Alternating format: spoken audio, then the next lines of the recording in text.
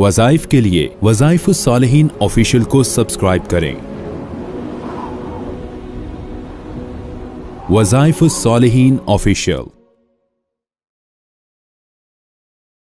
قرآن حکیم کے اندر ایک آیت کریمہ ایسی ہے جو آج ہمارے ان حالات کے لیے، جو آج ہمارے معاشرے کے اندر انسانوں کے اندر ایک خاص بیماری آ چکی ہے کہ وہ ہر انسان کو غلط سمجھتے ہیں اور اپنے آپ کو ٹھیک سمجھتے ہیں۔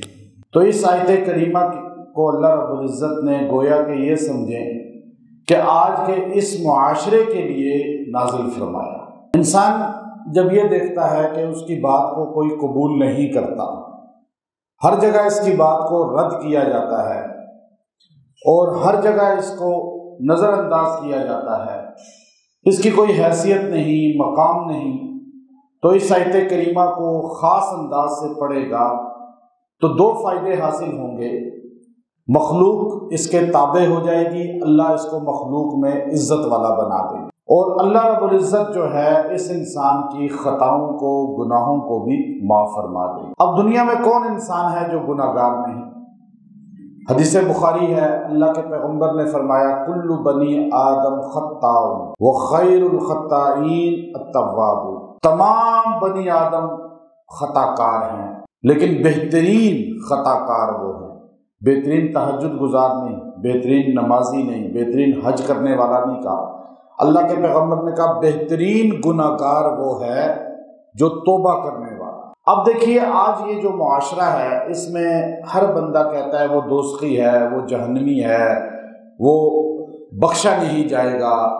یعنی آپ اگر پوری دنیا کا سروے کریں تو کافر مسلمان تو ہے ہی تمیز کہ مسلمان کہتا ہے کافر جہنم میں جائے گا، اور دنیا کے کفار سمجھتے ہیں کہ مسلمان دوزخ میں جائیں گے۔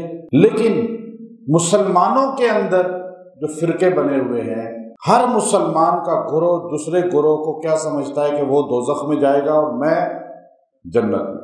پھر وہ گروہ کو بھی چھوڑیں جو مذہبی ہیں، یہاں تو سیاسی لوگ بھی یہی کہتے ہیں کہ فلاں جماعت دوزخ میں جائے گی اور ہم جنت میں جائیں گے۔ اب یہ ایسی جو ہے عجیب شیطان کا وار ہو چکا ہے کہ دو مسجدیں بنی ہوئی ہیں کسی لائن میں، تو ایک مسجد والے سمجھتے ہیں کہ ہم جنت میں جائیں گے، دوسری مسجد والا سمجھتا ہے کہ ہم جنت میں جائیں گے اور وہ دوزخ میں جائیں گے۔ ایسا ہے یہ نہیں، مطلب سیاسی کو بھی چھوڑ دیں، اب مسجدوں والوں کا بھی یہی حال۔ نمازی دو جگہ نماز پڑھنے والے ہیں، دو محلے ہیں، ایک محلے والا سمجھتا ہے کہ ہم ہی جنت میں جائیں گے، دوسرا سمجھتا ہے کہ ہم ہی صرف جائیں گے۔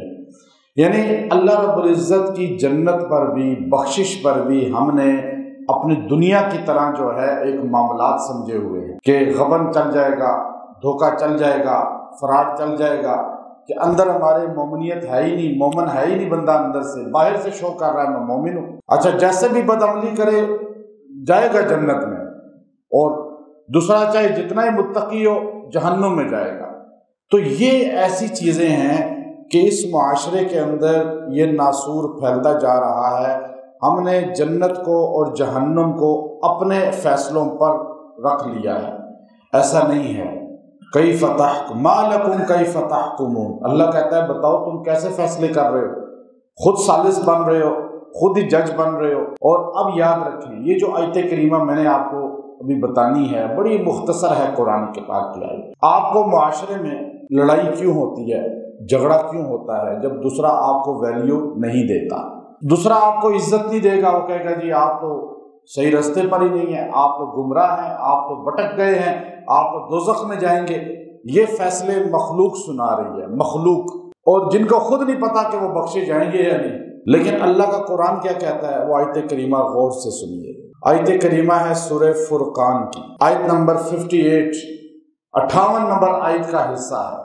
پیچھے اللہ رب العزت نے اپنا خاص تعارف کرایا، پہلے کہا وَتَوَكَّلْ عَلَى الْحَيِّ الَّذِي لَا يَمُوتُ، اس ذات پر بھروسہ کرو جس کو موت نہیں آتی۔ یعنی اللہ کتنی بڑی بات کر رہا ہے کہ تم اپنی ذات پہ بھروسہ کرتے ہو، اپنے قائد پہ بھروسہ کرتے ہو، اپنے لیڈروں پہ بھروسہ کرتے ہو، اپنے بنائے ہوئے بڑوں پہ بھروسہ کرتے ہو جو مر چکے ہیں، جن کو موت آنی ہے۔ اور تم ان کی خاطر جو ہے لڑ رہے ہو آپس میں، وہ تو چلے گئے دنیا سے، اب تم کیوں لڑ رہے ہو؟ یہ پیچھے خاص تعارف کرایا، آیت کے ترجمے کو دیکھیں آپ، وَتَوَكَّلْ عَلَى الْحَيِّ الَّذِي لَا يَمُوتُ، اس ذات پہ بھروسہ کرو، اس ذات کے لیے جو ہے تم سٹینڈ لو، اس ذات کے لیے بحث تکرار کرو جس ذات کو موت نہیں آنی۔ کائنات میں وہ ذات کون ہے؟ اللہ کے علاوہ ہے کوئی؟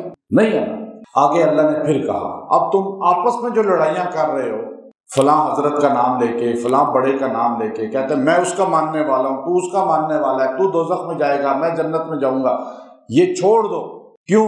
وَكَفَى بِهِ بِذُنُوبِ عِبَادِهِ خَبِيرًا، یہ جملہ بڑا جامع ہے۔ وَكَفَى وہ کافی ہے، وَكَفَى کا معنی کیا ہے؟ اللہ بِهِ بِذُنُوبِ عِبَادِهِ خَبِيرًا، اپنے بندوں کے گناہوں کو دیکھنے سے، خبردار ہونے سے، وہ اپنے بندوں کے گناہوں کو سب سے زیادہ سمجھتا ہے، سب سے زیادہ خبیر ہے، خبردار ہے، سب سے زیادہ اس کو پتا ہے میرا کون سا بندہ کتنا گناہ گار ہے۔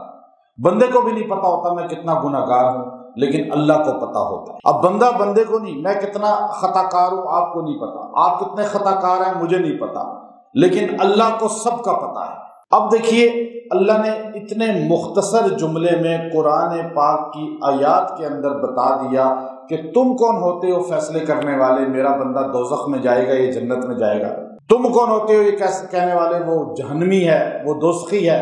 وَكَفَى بِهِ بِذُنُوبِ عِبَادِهِ خَبِيرًا، میں اپنے بندوں کو تم سے بہتر جانتا ہوں، وہ گناہ گار ہیں، ان کے گناہوں کو بھی میں جانتا ہوں، لیکن معاف کرنے والا ہے اللہ، چونکہ 70 ماؤں سے زیادہ محبت کرتا ہے۔ اب یہ آیت کریمہ کی مختصر میں نے آپ کو بتائی، چونکہ قرآن پاک کی ایک ایک لفظ کے اندر اتنی تسلی ہے کہ بندہ سمجھتا ہے کہ میں بخشا گیا، قرآن پاک کو صحیح طرح پڑھیں تو۔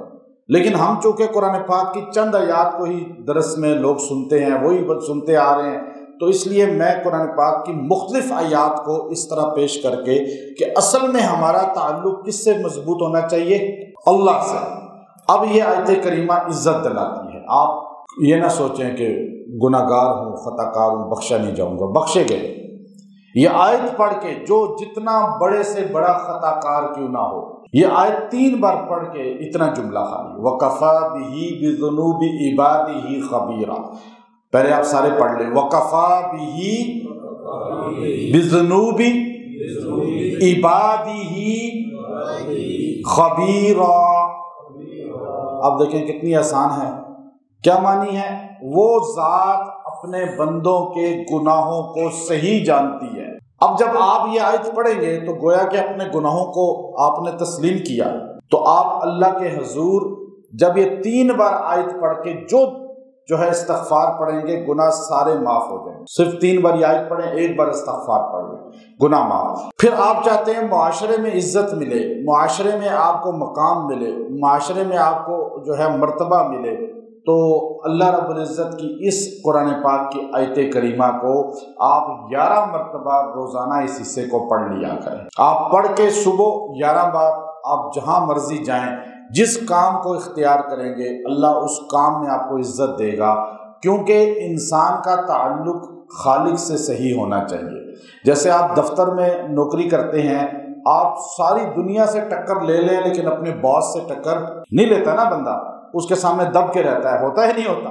تو ہم سب کا باس اصل تو اللہ ہے نا، خالق۔ ہم اس کی ذات کے سامنے جھک جائیں تو ساری دنیا ہمارے سامنے جھکنا شروع ہو جائے، لیکن ہم کیا کرتے ہیں؟ ساری دنیا کے آگے جھکتے ہیں، اس کے آگے نہیں جھکتے۔ یہ خامی ہے نا۔ تو آپ ایک چھوٹی سی مثال دیکھیں کہ آپ اتنا بڑا آفیسر ہوتا ہے گریڈ 20 کا، لیکن وہ 21 گریڈ کے اپنے بڑے آفیسر کے سامنے یہ جھکتا ہے نہیں جھکتا؟ باہر وہ سب کے سامنے اکڑتا ہے، اس کی ٹور دیکھ کر کہتے ہیں جی اتنا بڑا آفیسر، لیکن اندر وہ اپنے بڑے کے سامنے دبتا ہے۔ تو ہم سب کا بڑا، نبیوں کا بڑا، ولیوں کا بڑا، صحابہ کا بڑا، کل انسانوں کا بڑا کون ہے؟ تو اس کے سامنے جو جھک گیا تو پھر وہ ساری دنیا کے سامنے اکڑ سکتا ہے، لیکن جو اس کے سامنے نہیں جھکتا پھر وہ سب کے سامنے جھکتا ہے۔ تو اس لیے اس آیت کو پڑھنے والے کو اللہ تعالیٰ اٹھا دیتے ہیں، عزت دلا دیتے ہیں۔ جو روزانہ 11 بار پڑھے گا، 58 آیت ہے سورہ فرقان کی، اللہ اس کو معاشرے میں عزت دے دے گا، گناہ اس کے معاف کر دے گا، اور اللہ اس کو مرتبہ دے گا۔ وآخر دعوانا الحمدللہ رب العالمین۔